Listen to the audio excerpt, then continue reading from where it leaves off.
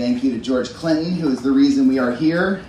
Spring is managing George's career as a visual artist and has curated the exhibition here this month, as well as in cities across the world. And Derek Adams.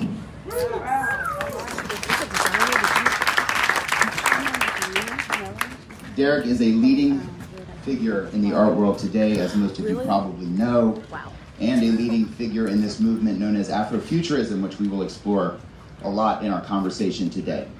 So thank you all for being here. George Clinton is a legendary musician, singer, songwriter, costume designer, record producer, and really one of the godfathers of funk music. Along with 15 members of his pioneering band Parliament-Funkadelic,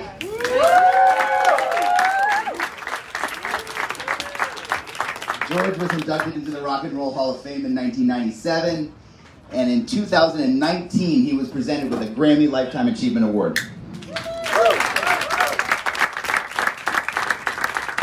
This year, George launched his third act as a visual artist. He just had a show in New Orleans, as well as the one here in Miami Beach, and there are many more to come. Welcome, Mr. Clinton.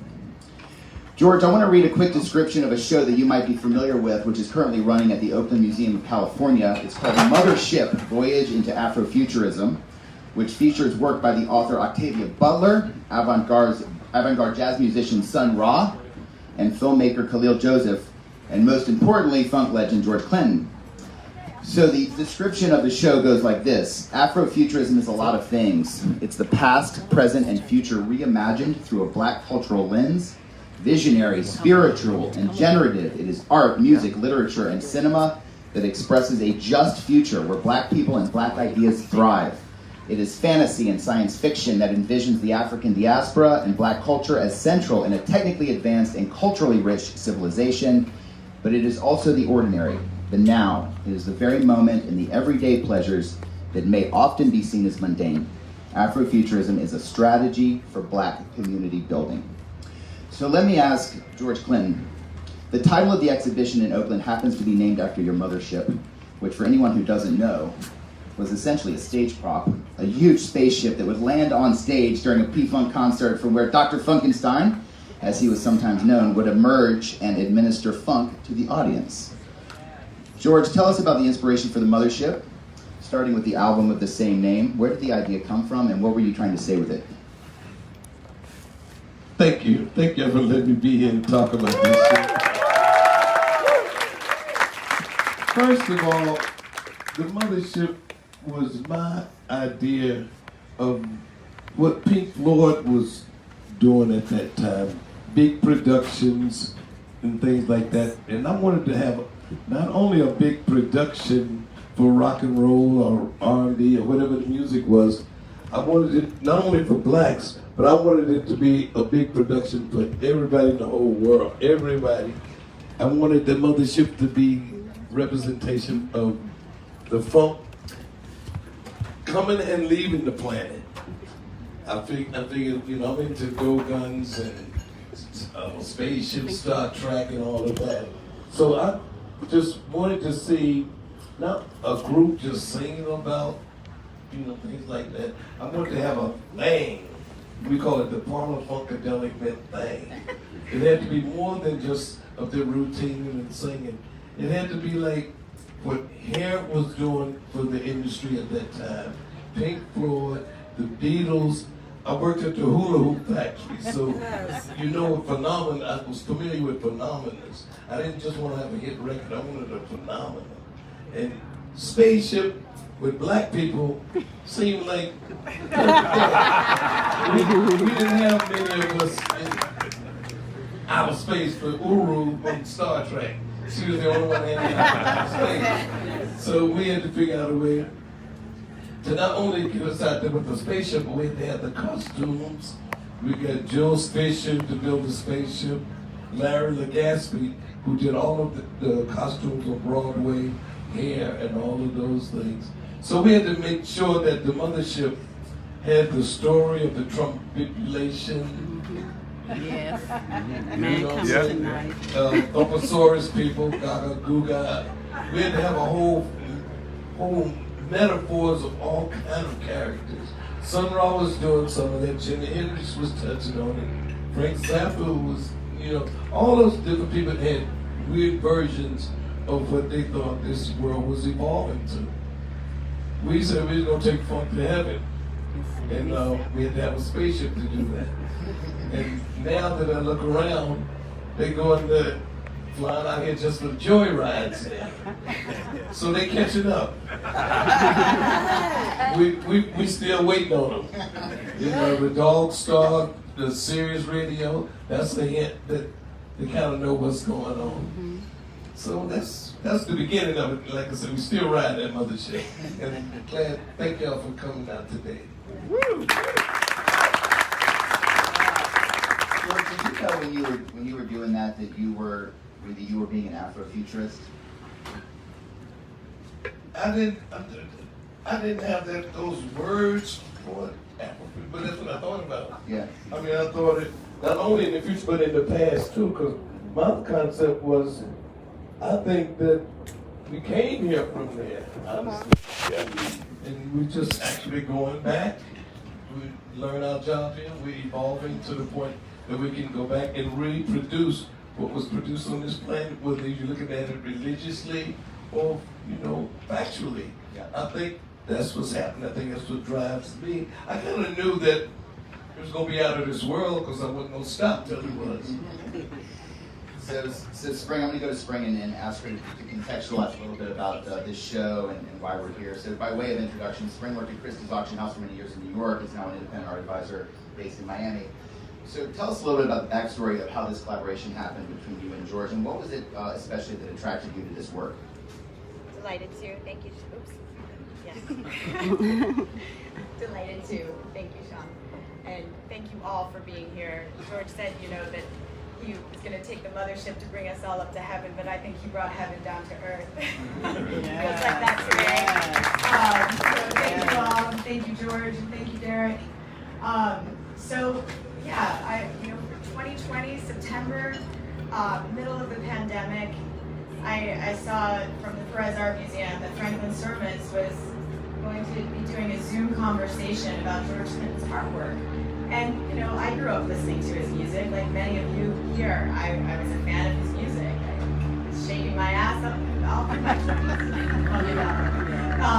and so, I was totally intrigued. I tuned in, watched the Zoom conversation between Franklin and George, and got to see this part of his practice that nobody seems to really know about. And I was like, wow, this is an incredible opportunity to share George's work with the world in another way, another dimension of it. And so, I was just so inspired by seeing his work and how it was an extension of the music and how the messaging was really coming through in his paintings that he was singing about for all those decades. Like, it just was a direct extension of the music translating into the visual. And, he's just bringing so much joy through that. And so after the Zoom, I contacted Franklin. I was like, you've got to connect us. And he did the next day, and the next week I was on my first flight of the pandemic to Tallahassee to see George, and landed in Tallahassee, hopped in an Uber, drove out into the countryside down a hilly, 2-lane road canopied with live oak trees, and arrived at the compound, the Clinton compound, was greeted by his lovely wife right here, Carlon Clinton, who was an amazing source behind George, and she makes it all happen. And we spent 8 hours, I think, that day in the studio. I almost missed my flight at the end of the day because we were just so enveloped in conversation. And as we talked, and as I saw works going back to, the 80s and 90s, there's, doodles from when he was on tours, his sketches, and, just it started really like, it all came to life. And, seeing this repetition, also these themes that kept really consistently coming through from the beginning all the way to now. And, he's been from the dogs to the motherships, these portals, And as we talked, the lyrics, you would riff on the lyrics, you would see the direct relationship in the music, and the rhythm and the flow, it was all just there. You could hear the music as you look at the work, and I hope all of you will really take some time on the second floor at Soho House, just beyond the club bar, and walk through and take a look at these works. And there's a great presentation, kind of an overview of some of the themes, the iconic works from his body of work. So here we are today. And you've got the show in New Orleans and more to come. Eric Adams is definitely one of the most important contemporary artists working today. You can quote me on that. He's become very well known for his depictions of black people at leisure, which he sees as a political act, and has popularized the phrase black joy, which we will talk about today. Eric, welcome. We saw you last night. You were in a group show that was curated by Zoe Lukov down on Washington Avenue at Lincoln Road. Please check that out if you can before you leave Miami. And I wanted to ask you about a big mural that you just did at the Milwaukee Art Museum. It's called Our Time Together. I love what you said about it in your artist statement, that you were guided by respect and admiration for the perseverance of Black Americans in their pursuit of happiness, which of course evokes the idea of inalienable rights in the U.S. Constitution, which I want to ask you about. Tell us about that work and the meaning behind it. Well, that particular work and all of my work is really a reflection of my real life and the people who occupy my space. So there's as an artist, you get labeled based on the output of your work, and Black Joy is one thing that has been part of the tag for my work. But my work is really about Black normalcy and the ability to transform through visual art, transform ideas and to transform people's understanding of Black culture. For me, it's not really even trying to explain Black culture to people. I'm just trying to mirror what I see in Black culture through my work. And that's why I'm so happy to be here with George, because I think that when I heard that he was making paintings, I was like, of course. And I think of George as a multidisciplinary artist, not just a musician, not just a costume maker. He created an experience. And I think that if I had to say about my work, in relationship to George's work, I felt like I created a solution. The way George created a solution. He saw on TV and sci-fi, which I also am a big fan, that there were no Black representation really. So he made it. And I think that artists have the ability to create realities and also influence people to think about culture in a way that only visual artists can do. Only people who are creative can see things that are not on the surface and create them and put them in the world and have people deal with it. And have people adjust to it, be influenced by it. And I think that was my motivation for making art, is how to think about culture. And the piece at Milwaukee Museum was a commission piece. It's a 90-foot wall mural wallpaper, and it was really commissioned just to go into the Black community of Milwaukee. And I really just became familiar with the environments and the community, which mirrors most of Black communities in the country and the world. And I was just privileged to be able to go into these spaces and create a work that was inspired by it, because I think that people, when you think about, to me, when you think about Black culture and the challenges that we have, and you think about things on TV and things that are happening, it's always when Black people are trying to have a good time.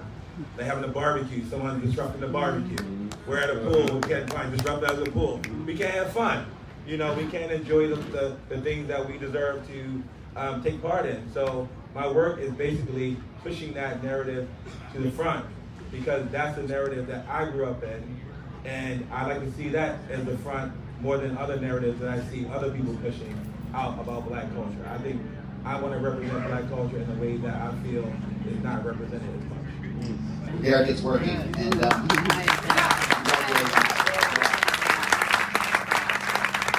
want to ask you about one specific thing, and that's called the Green Book. I know you get asked about this a lot, but can you just tell the audience what is the Green Book and how you can manifest it, that history? Well, a few years ago, I was doing research for an exhibition, and I discovered the Green Book, Negro Motorist Guide. And I was really fascinated by it. More so, I wasn't really fascinated for the fact that it was a Black motorist guide directory. That was something that was a pretty straightforward thing. A directory like Yellow Pages. What was way more fascinating for me, and the reason why I was motivated to make a body of work about it, is because Victor Hugo Green and his wife Alma Green, Victor Hugo was a postal worker, and on his own free time in 1936, decided with his wife to create a directory to solve some of the issues that black travelers were having getting from one place to another because of racism. And for me, that motivated me to make the show. It wasn't about the oppressive structure around traveling, because black people have been able to persevere many things, and we still will. So bring it.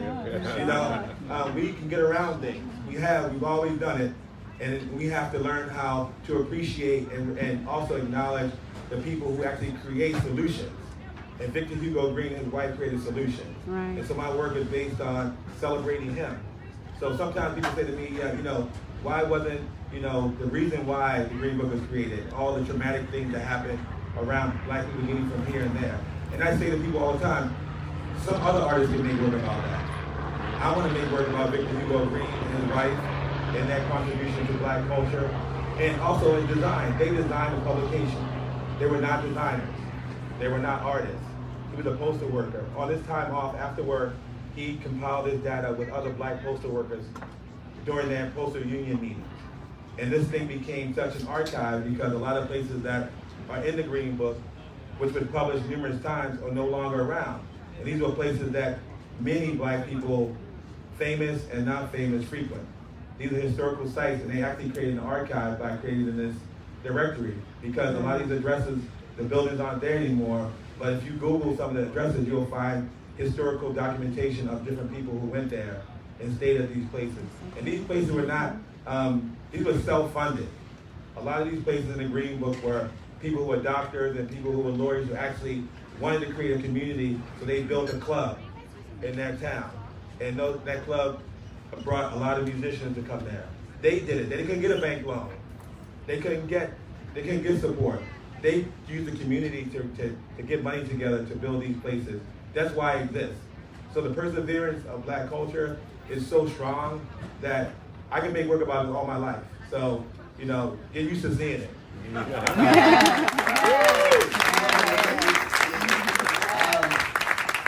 going to talk a little bit about process, and for that I'm going to turn to George and take a step back. George, walk us through the beginning of your work as a visual artist. When did you start painting, and why did that start? Well, I got to sit here now.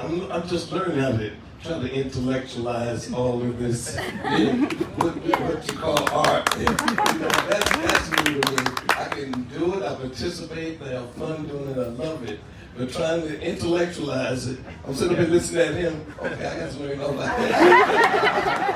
I'm learning my shit just being here. So, actually doing it, I started out just doing my autographs. And I got time to write my name, so I put a couple of eyes and a nose and a dog. And to this day, people pop up and show me, I got some of your first paintings, blah, blah, blah, blah, when you was doing just your autograph. And between Overton Lord, standing over the corner over there, Give it up. we did Parliament, Sir Nose, Bootsy, all of those album covers, and Pedro Bell, who did Funkadelic album cover. You would have, if you're a fan of P-Funk, you want to know about not only the music, but who's drawing all of this crazy shit. And between the two of them and Ronald Edwards, who did part of that, on the horn, we had an art team that helped us create the cosmology of the P-Funk world. And if you was anywhere near that, it was going to rub off on me. Now, first of all, I'm colorblind. So that was a fun part in the beginning, trying to figure what colors the kids, my grandkids, they would change. I would write pink, green, blue on the can. They'd come and switch it. Take me a long time to realize I done did a pink dog or a blue dog. So are you into pink dogs or what? All of that stuff just happened as I went along. And doodling was what I called it. And pretty soon, people started appreciating it. And all the way up to, like you said, the pandemic thing. I've been doing it for a few years. A friend of mine over there, she did some 4 of my paintings back in early 2000. You know, so I've been doing it for a while, not seriously. But when the pandemic came and you was locked up, didn't have nothing else to do, I turned 80 this past year. All of that gave me a brand new outlook on something to do while I'm locked up. So I was like, giddy, I ain't got to worry about what I'm going to do.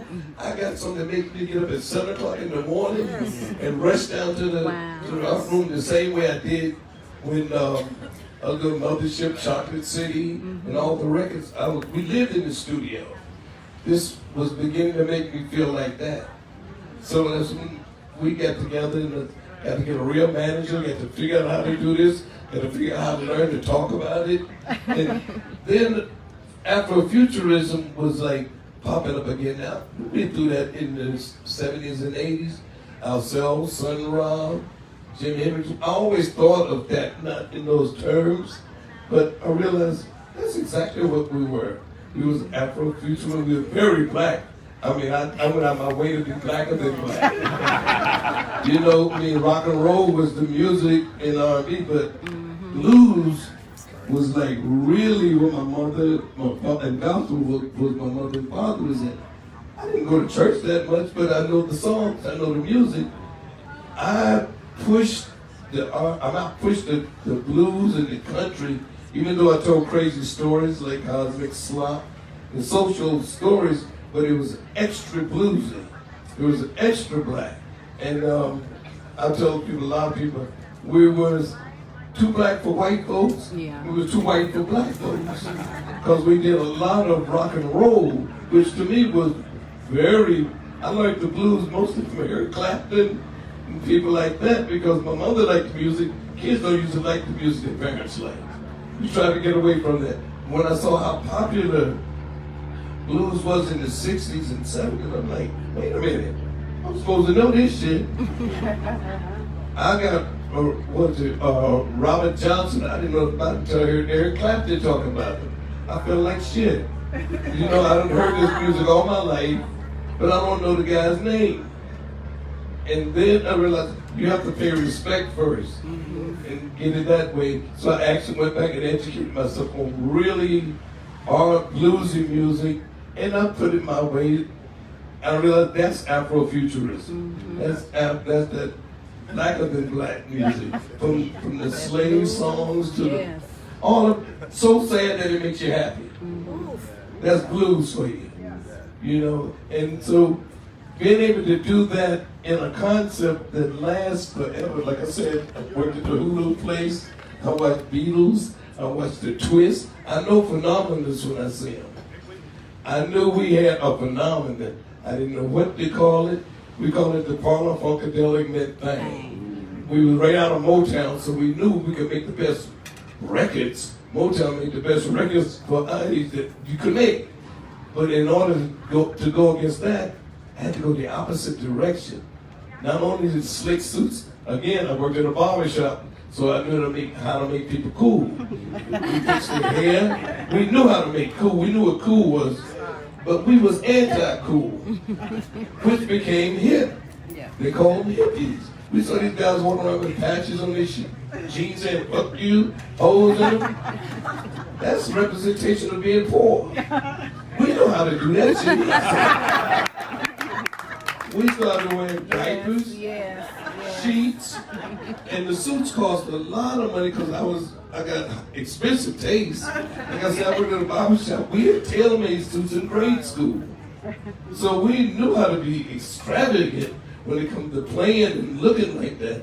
But how do you do that in reverse? It became cool to, with the Sgt. Peppers and the thing the Beatles and all those groups was doing was imitating the ghetto. Okay, we gonna imitate you back. And it actually started working. We had a Funkadelic movement going. And when you get people that comes along like Bootsy, he comes along, he not only brings himself who looks like a Funkadelic, he wasn't a Funkadelic, he was a Bootsy. We recognize that right away. He's not here with us, but he's his own thing. He brings Fred Wesley, Maceo Parker. He brings all the JBs with him. He brings James Brown with him. So it's getting blacker. It's getting really black. We go to your dad, who's the drummer, Curtis. He played with we call him the Baltimore crew. That's the people horns. All of that you know, that DC go-go. Oh yeah. All of that is blacker than black. It's hard to get go-go out of DC. They don't give it up. They keep that. That belong. But it is that foundation for hip-hop. You know, if you notice, you find a lot of samples and things from James Brown and Parliament-Funkadelic and go-go music in hip-hop. It's all part of that one nation under a groove thing that we was trying to push forward, that we knew was Afrofuturism. And I'm glad to see that it's catching up now, that we have to get back in it and relearn. Like I said, I'm 80 years old. Just got into the Amigo Q-Dogs, that if you know anything about black colleges. I got to learn that dance at 80 years old. No chance, but I'm one of them now, because they use Atomic Dog as their national song. What's your playlist when you're painting? Man, like I said, I'm going to jump on this 80 all the time. I got so many playlists. I can go from the 60s. I can actually get to 50s and play flamingos. And most people know who that is. But I can play R&B from the 40s, 50s, the rock and roll from the 60s and 70s, the P-Funk and Beatles or Led Zeppelin or Jimi Hendrix. I jump all over the place. Now it's about Cardi B. You know, and I mean, I can appreciate that music so far in advance that people be laughing, what you know, what? I can tell you when Rihanna did SOS that she was going to be Rihanna. Because I come from Motown, I spot, like A&R, I can spot who's going to do it. I got another friend of mine over there, Mark Bass, did Eminem. Y'all know that guy, right? He did all of the first Eminem albums. So, you know what I'm saying? Slim Shady and all that. He also did my son's record. So I got taste across the board. So when you say playlist, and my wife, she's a DJ from the she know all of that. It's an H-Town. And I pride myself on knowing all of those things, or being at least aware of them, you know, and I can tell you even when I don't like them, I know that's the best way to find what's going to be the next music. When you find yourself not liking it, it's probably the next shit. And you help it become famous when you vocalize that you don't like it. Kids love what you don't like. They want you to get out of their way. They want their own thing. So when I hear something that's getting on my nerves slightly, okay, who's amigos, y'all? And next thing you know, it sounds good to you. You can figure out, oh, that's that shit. And then people are like, how the hell you know it's 79 and 80? I'm gonna say it. You know, who the hell is that? That means you get old. Yeah. But it's all right. Once you do that and admit that, it's not so bad. It don't get on your nerves so much. You actually want to hear what their next record is. You're doing pretty good for 80, my man. Spring, as someone who has kind of a very good sense of the landscape of contemporary art, George brought up his colorblindness. He also has a lot of really interesting sort of images that emerge from his work. You know, the dogs, the portals, the aliens, the really death refugees. Put that in context for us a little bit in terms of the landscape of contemporary art today. Okay, No pressure. After that. Well, I mean, I think if we're talking about cosmic slop, I'm thinking, you know, Rashid Johnson is one of these key artists working today, and he's had a whole series of work called Cosmic Slop, which kind of directly references your body of work there. In terms of Well, the colorblindness too. the colorblindness, yeah. So I recently discovered, there's actually many artists that are that we would all be shocked to discover. Monet being one of them, Degas, Mary Cassatt, and Daniel Arsham, contemporary artists today. So I think being colorblind it forces you to have a different kind of connection with color. So a deeper understanding of the tones, which again goes back to music. Understanding the vibrations and the rhythms within color, the tonal play. Yeah. Derek, Spring actually brought up George bringing heaven down to earth on the Mothership. I wanted to ask you about religion and spirituality, because you've talked about this before. You said a lot of your work relates to your childhood, growing up, your life. What role has religion and spirituality played in your work and in your life? Well, I grew up on a choir. My whole family was in the choir. My aunts, my cousins, my second cousins, everyone in my family. I grew up, even as a small child, my grandmother taught each one of my cousins their own solo songs that we were forced to go up in front of the church and sing at random. We could be called up at any moment, any given time. We had to Be ready. we had to be able to ad-lib. We had to be able to dramatize what we're singing. And so that was part of the community part. And seeing people, just observing people growing up in the church and understanding and learning what spirituality is, not just going to church, but studying the behavior of the people who you grew up with. To me, that kind of made me feel very confident in understanding what spirituality was. It was not necessarily about Christianity per se, it was about the belief system and how people kind of collectively believed that certain things happened.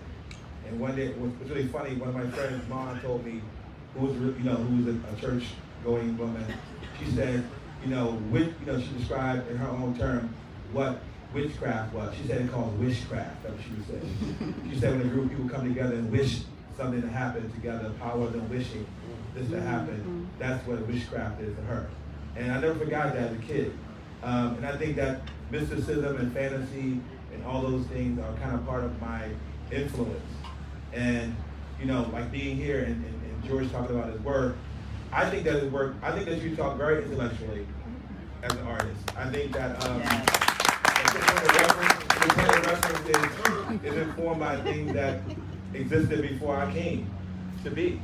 And I think that most artists want to have that foundation to talk about their work when they're talking about their work, because with intellectualism, it can only take you so far in your practice as a creative person. People have to feel it. And you created the feeling already. So everything that we're seeing in the space that you produce as an artist is just the artifact of that emotion. So when we were looking at your work, and again, I'm an artist, I went to academic, I did a whole experience going to college for undergrad and graduate school, and I automatically came and saw your work and just responded to it in the most positive way because I connected with it. The research and the foundation has already been laid, so you can do it however the hell you want. Yep. Yeah. Because people are going to see it, understand it in context with everything you've done before. So really, you don't really have to talk. Unless you want to talk. He's so good at talking. Well, Spring gave me that excuse. Once I realized I could connect it to my attitude towards music, I remember all the engineers, nobody wanted to have nothing to do with it. They have the whole band play the song. I took everybody off and just kept two guitars. And Jimi Hendrix had just set everybody on fire with the feedback and the sounds and electric things that he made noise sound good. I was on a mission at that moment to do, and coming out of Motown, I already knew the proper way to make neat sounds. I was trying to make it go the other way, and like I said, nobody wanted to have nothing to do with engineers, so don't put my name on that. A few years later, that record became one of the classic representation of Funkadelic, Maggot Brain. So using that, I did I'm gonna free your mind, your ass will follow, which was my excuse for doing this. I'm doing it on purpose. When you do it on purpose, people give you a little more room. Oh, you didn't accidentally do that? You meant to do that? If they trust you a little more. once I got with you and we started like trying to get a tempo to talk about it, and I could relate it to my attitude towards making music, I was home free. You can't tell me shit. I was out there painting and don't care whether you like it or not, the same way I did with the music. I started trusting what they said in Star Wars, use the force, Luke. Use the funk, George. That's Do the best you can. It seems like a good time to talk about drugs. Is there anyone in the audience that likes to do psychedelics? Raise your hand. All right, everyone. George, I think, coming from my cultural background, I, would think about LSD and, and sort of the movement around that, Timothy theory and that sort of stuff. You brought that to the black community. I think you gave black people sort of permission to sort of be tripping, honestly. What role did drugs play in your music? And tell us about the influence of that. If you were there, you you can remember you weren't there. If you remember, you wasn't there. But like you said, Timothy Leary was a good example. I was in Boston when they were on the wild, when they had to run away from the police, when they had to run away from Chico and Lady, and they was all running out of Harvard trying to get away. So I got acid at a real. They paid us $60 to actually test us. I wasn't in school, but I was hanging out with the school kids. And the kids had nice smiles on their face all the time. And I wondered what the hell was that? Nobody had problems with nothing. Ugly was beautiful. Everything was beautiful. And that was coming from the hood, you had to watch your back. There was no such thing, no peace and love. But here it was, everybody was happy, teachers and kids, everybody swimming in the rain on the sidewalks. I'm like, what the hell? And it was this $64 thing they gave us, called acid. And it turned our whole life around. We were some corny looking, supposed to be players. All of a sudden we out there with diapers on and we go home and what the hell y'all got on? And what's up? But we had smiles on our face that everybody began to think, oh, that's a cool thing. And to us, I know Jimi Hendrix and Jimmy James and the Flames. He was a weird dude with tuxedo on and no shoes. That was the weirdest he was. But when he went to England and came back, his head looked like he had stuck his finger in the socket. And he was playing something that everybody thought was from somewhere else that was right. And so we went on that mission, and yeah, drugs had a lot to. I wouldn't admit it then. I didn't want to admit that then. I wasn't gonna say that, but after looking back at the Vietnam War ending, that was the time had to happen, and we were there. We was part of that drugs because it didn't happen again. I looked for the acid for years after that and got myself in trouble.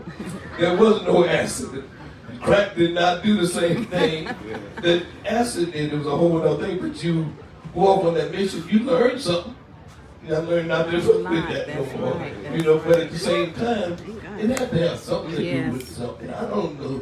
I wouldn't do it intentionally for that purpose, but I'm sure that era had a lot to do with with the way people think. Acid or whatever drug it was. I think now regular drugs, even medicine. I did the album that you get on the Medicaid fraud dog. The shirt he got on. It's about the drugs of legal drugs now. The same looks on people's face I see now is the same look I saw on people when it was illegal. It's the same drugs. They just made it legal and got their own little names for it. And it's the new world we live in. It's a whole. If you look at all the commercials for drugs, I've been copying everything I see on TV for drugs. My kids said, why are you copying these drugs names? Because there's so much of the world is based on drugs and medicine, insurance, and all of that. It had a lot to do with us then. It has a lot to do with us now. It broadens your perspective, and I think that it opened up the door to how you how you created your music, and you see that in your artwork as well.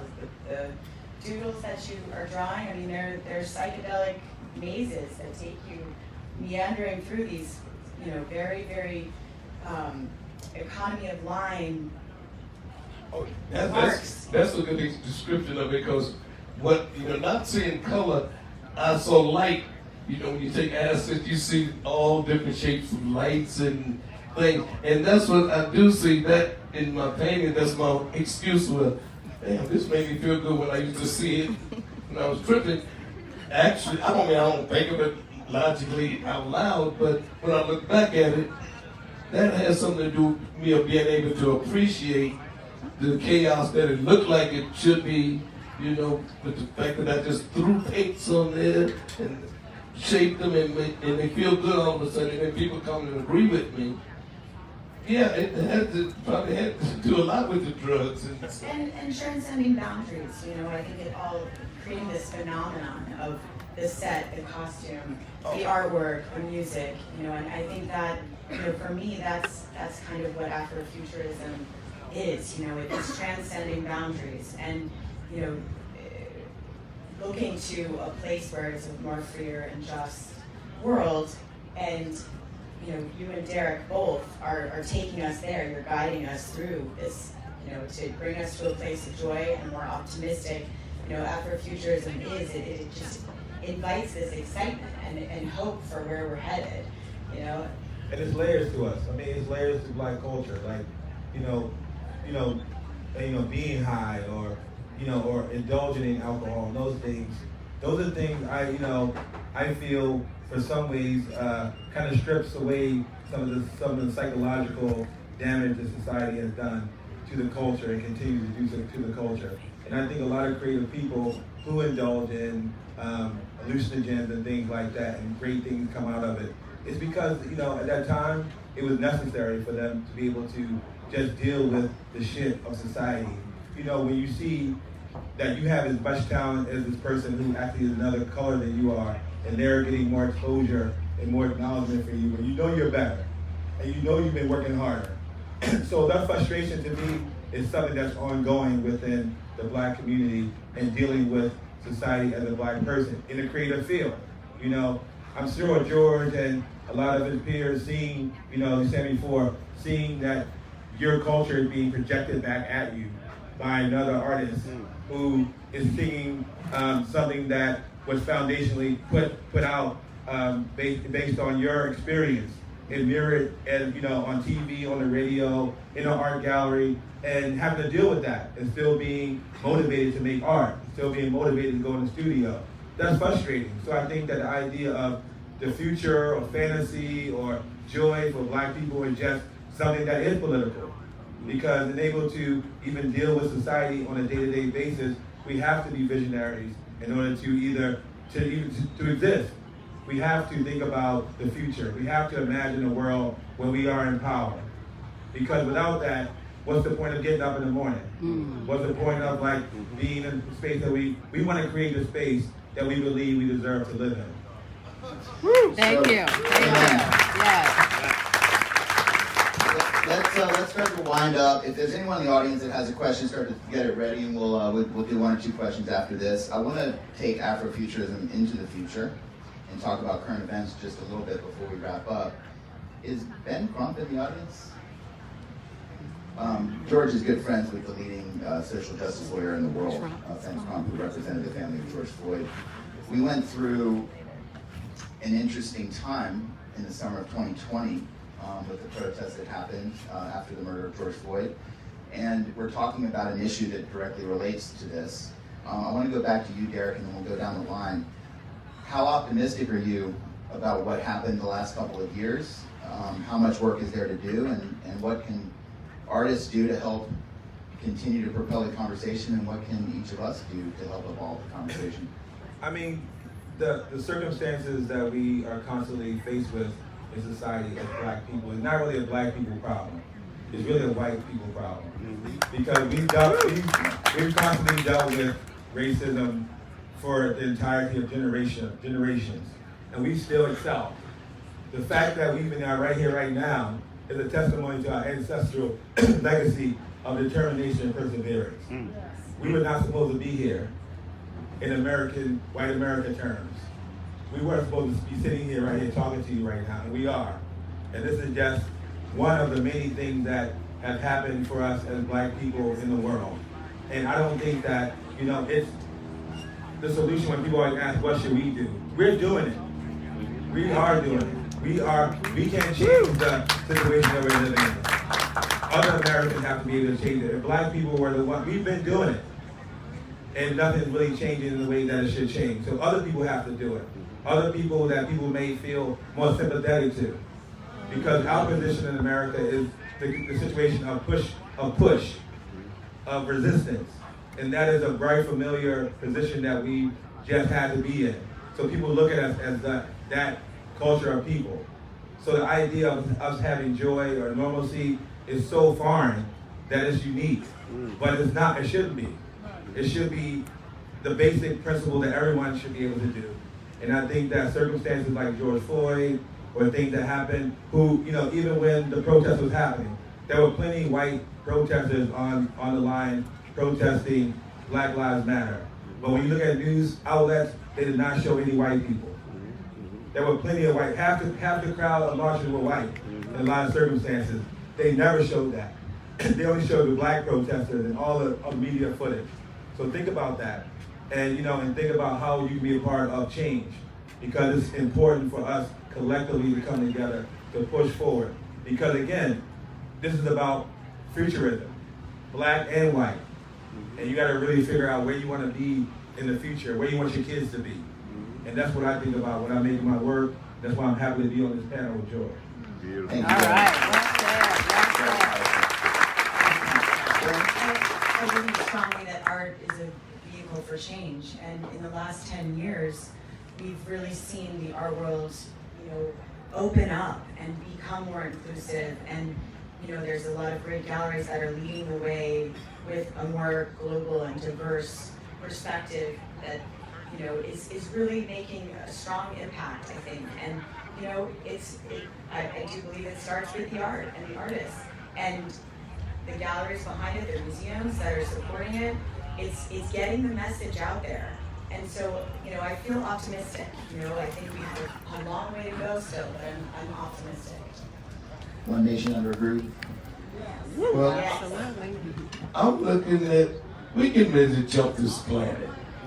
We getting ready to get off this planet and meet a lot of other entities.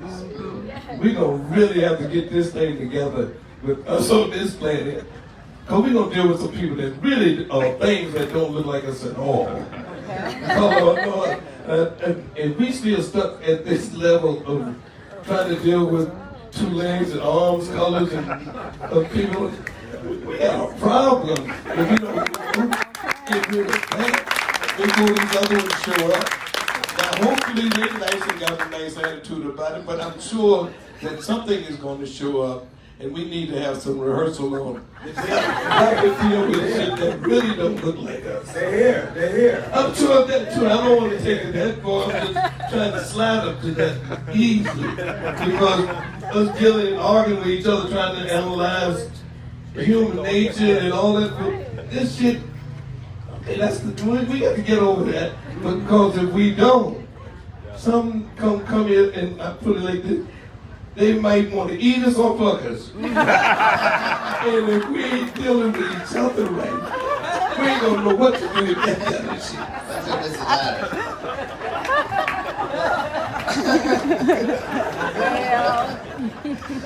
All right. Well, on that note, if you have questions for George, Garrett, or Spring, I think they're going to be around. I think there's a pretty significant concert happening in the tent this afternoon that maybe some of you are aware of. We could talk about so many things today. We did not talk about NFTs, so you can thank me for that later. I want to give a big thanks to the Soho House for hosting this. Eric Adams, Spring McManus, Dr. Funkenstein, Rich Clinton. Thank you so much for coming out. Please come up with questions. Have a great day. Happy Basel.